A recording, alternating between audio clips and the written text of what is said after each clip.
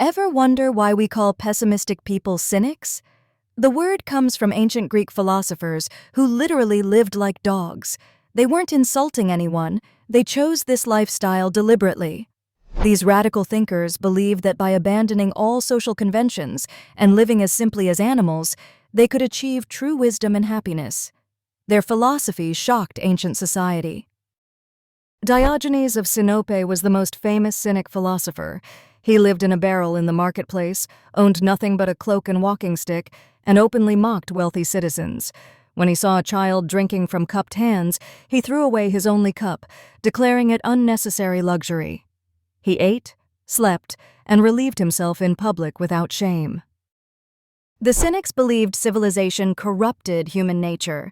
They rejected money, marriage, private property, and social status as artificial constructs that created suffering. Like dogs, they lived in the present moment, satisfied basic needs simply, and showed loyalty only to virtue. They argued that dogs were happier than humans because they weren't trapped by society's expectations and material desires. When Alexander the Great found Diogenes sunbathing and offered to grant any wish, Diogenes simply said, "Stand out of my sunlight."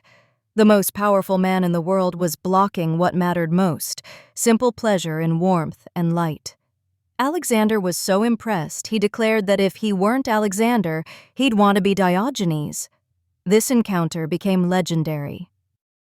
Cynics practiced shamelessness, doing whatever was natural without caring about social judgment.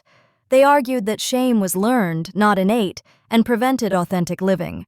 Diogenes ate in the marketplace, reasoning that if hunger was natural, satisfying it publicly shouldn't be shameful.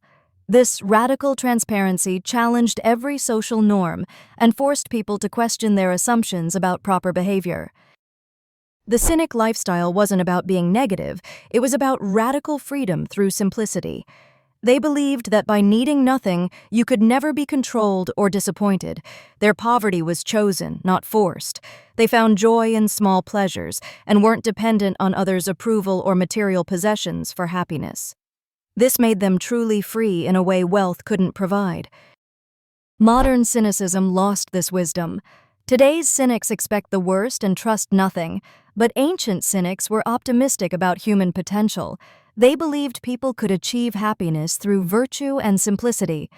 Their dog-like behavior wasn't crude. It was a profound statement about authentic living. They showed that wisdom often comes from questioning everything society tells us we need to be happy.